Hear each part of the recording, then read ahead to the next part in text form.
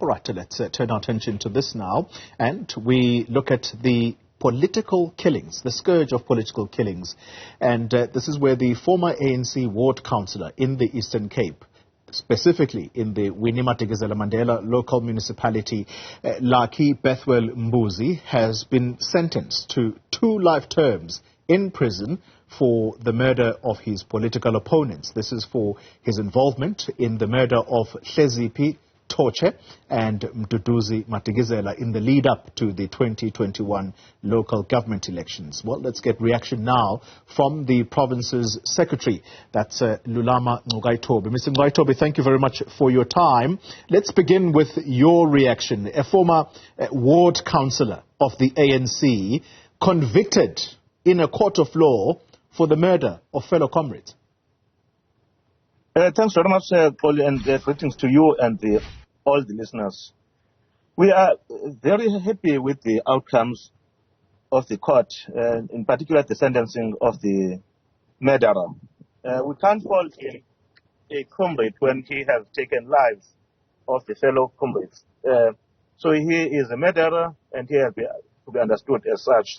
Once again, we were there in 2021, I think around April, when we heard the incident, and as a consequence of that, we took decisions on the spot of expelling that criminal from the organization. Because no organization in its right mind can tolerate such acts of violence. But this problem of violence, of killings, happens in the context of criminality that a little bit is getting out of hand, both in our province and in our country. And it's unfortunate that within our ranks as the organization, very, very unfortunate that we'll find individuals of that particular caliber able to kill for positions of power. Yeah. Mr. Ngcukayitobi, I mean, it's well and good for you to describe him as a killer, because that's exactly what he is. However, when you say this scourge of killings is getting out of hand a little bit in the country, perhaps that's an understatement, given where we come from a week ago in KwaZulu-Natal, one of the provinces that has become associated with contract killings. A famous musician was assassinated there on the back of a very province that investigated political killings. This is evidence that is irrefutable, Mr. Ngcukayitobi, that the ANC has murderers inside it, and these are people who are not shy to contract the so-called izinkabi in order to go and kill a fellow comrade. What are you going to do about this, therefore? Thanks, Xoli. I think to say within the ANC there are murderers may be correct, but the organization itself is not an organization of murderers. It's an organization of revolutionaries. But unfortunately, because the society that we draw our members from is a society that is prone to criminals. And therefore, even ourselves, we are capable of drawing within our ranks unwittingly such murderers. That's the reality of the situation. And so the ANC has called for the renewal of itself so that it can get rid of such elements within its own ranks. It's a difficult situation of how to detect them immediately, to know that what kind of a character that we have attracted within our ranks as the organization.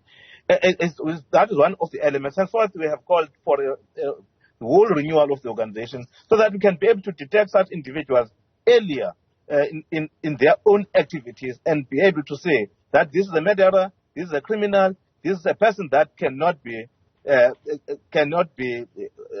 accommodated within the realm of the value system of the organization itself. That's the first element. But secondly, I've said these elements are happening within the context of the generality of the current of the problems of crime within our country. I agree with you of how you characterize our country and the problems of crime. Part of the problem that we in our past that we have detected collectively is the problem of the weakness of the detective work.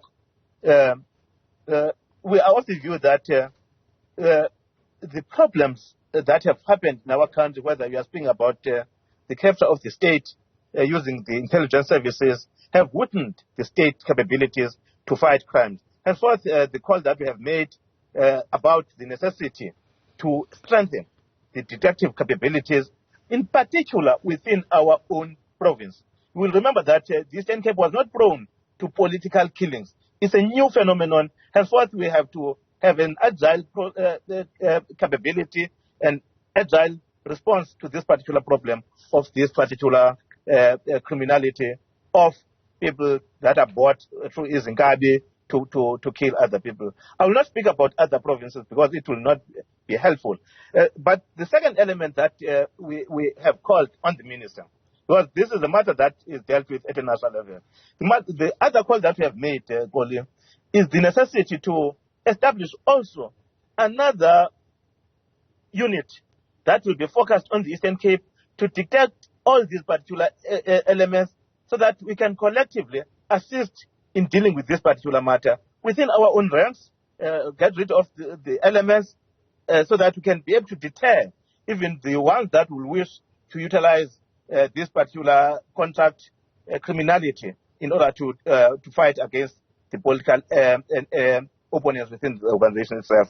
But you have spoken about AKA in the context of the KZN, but we have got our own problems in the Eastern Cape.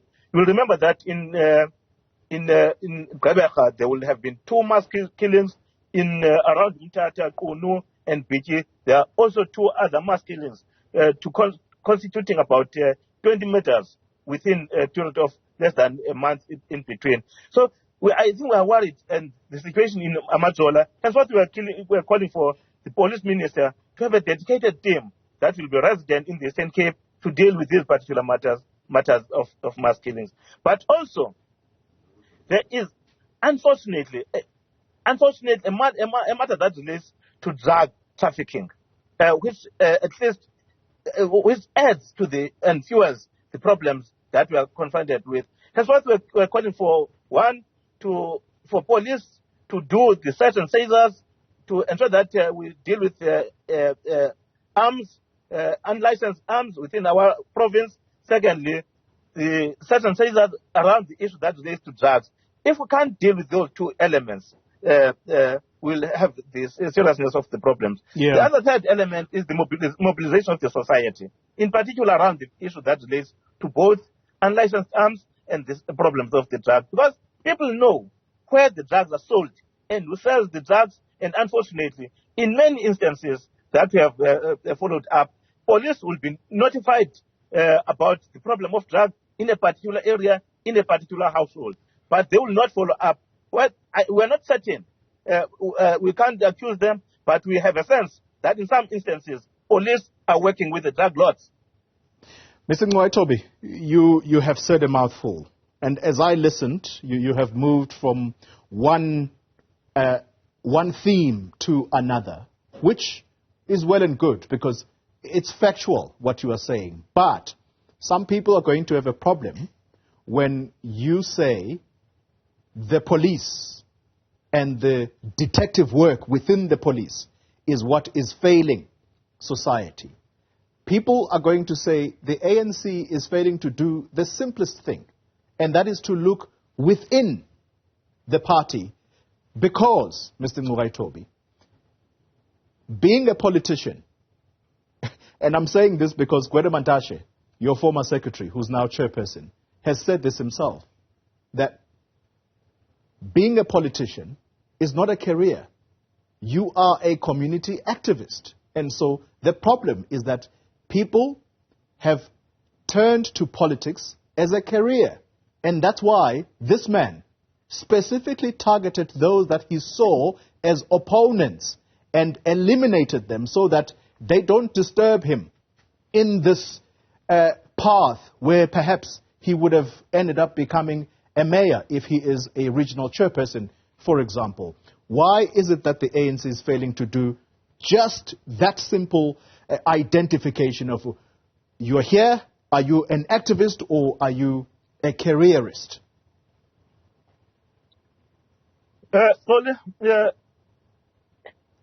I think it's an over-exaggeration to believe that the ANC is in its entirety is infused within the criminals who utilize the ANC as a career organization. That phenomenon is there. Within our own policy make-up, we make that particular acceptance that there is this particular problem that is creeping in within our organization. Henceforth, insofar as dealing with the matter that relates to probably deployment of cadres, in fact, I have already made the point that the members that we have members that are drawn from the community. And the problem is that the community is infested with criminals. And some of the people join the ANC for nefarious intentions. The ones that we are speaking about as either careerists or alternatively those that are looking for opportunities in business. It's a reality of a situation. Probably it's a reality of a governing party, probably endowed with the reputation as the ANC that has, that it may have an opportunity for deployment. But the deployment policy itself of the African National Congress gives two things. The first one is the consciousness of a member. That's the first element. The second element is an issue that relates to capabilities and skills, which means it's an academic acumen and probably an experience of that individuals. So the directive about the deployment within the ranks of the political structures is informed by those two critical elements. Henceforth, the African National Congress has taken a view to, even in its selection process of those that will be public representatives, go to undertake a rigorous process of including submission of the CV profiles and, secondly, interview those particular individuals. And henceforth, it has even established the Electoral Committee to oversight that particular process.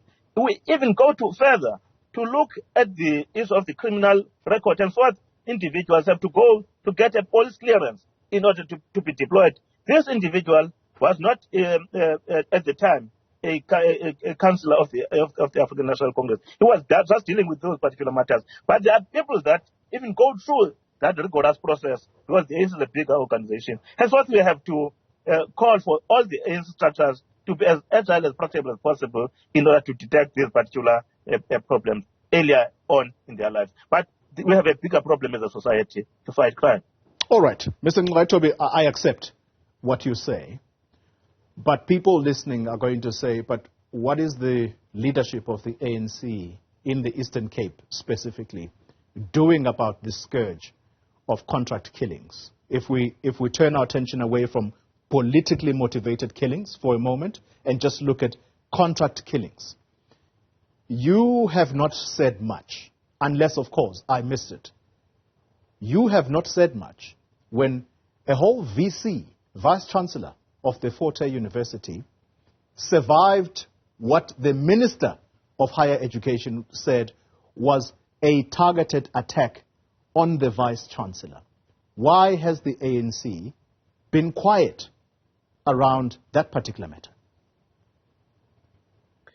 I'm not sure what you wanted us to say about it, because we are on record as condemning the attack on the killing of that particular security capabilities around the Vice-Chancellor, send our support to the Vice-Chancellor and the university community within Thotshe.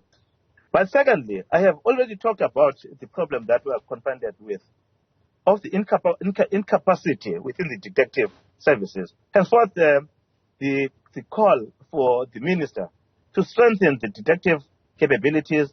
He is on record as having said they have recruited about 10,000 police, and part of those will be deployed in those particular capabilities that are required. Mr. Ngcukayitobi, no.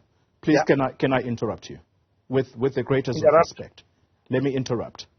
How the community of the Eastern Cape would have said that the leadership of the ANC in the province, they are serious about this situation.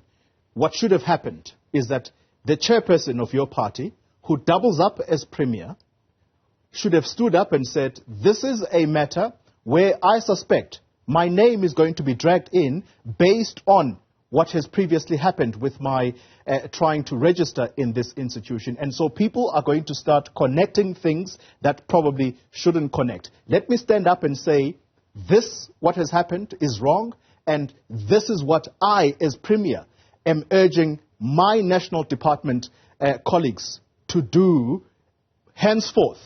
Instead of keeping quiet, I argue specifically that probably the first time we're going to see the Premier of the Eastern Cape is going to be when he delivers the SOPA, because he has gone completely to ground since this scourge. Am I wrong? I don't know. I have not been following up on that particular matter, but I know it is a matter of fact that the highest of the ministers, including a minister in the presidency, visited the university with both the police minister and second, the Minister of Intelligence, to follow up on those particular matters. And they have been briefing us about activities that they are doing in order to support the University of Thotshe. I am not certain, because you talked about the ANC. Now you are changing guard to the Premier. I can't account for the Premier. And unfortunately, I was not aware that the Premier himself is dragged into it. Probably we can shed some light about that. I did not know about that particular eventuality, that the Premier's name is being dragged into criminality. It's for the first time that I hear somebody speaking about that particular matter. And unfortunately, I can just follow up with the Minister. If this is the situation, I can follow up with the Premier about this particular matter. But I know it's a matter of fact that in our meetings, as the person that speaks on behalf of the African National Congress, we issued out a statement. We talked over the radio in NHS about this particular matter, that we condemn it and we support the University of Thotshe insofar as this particular matter. And so we called for a speedy investigation of that particular matter, so that truth can be revealed and those that are behind the matter can be arrested and prosecuted. And so we are happy with the outcome of the recent judgment, so that murderers can be arrested and be prosecuted successfully, so that we can deal with this particular matter once and for all. All right. Let's leave the conversation there. That's the Provincial Secretary of the ANC in the Eastern Cape, Mr. Lulama Ngcukayitobi.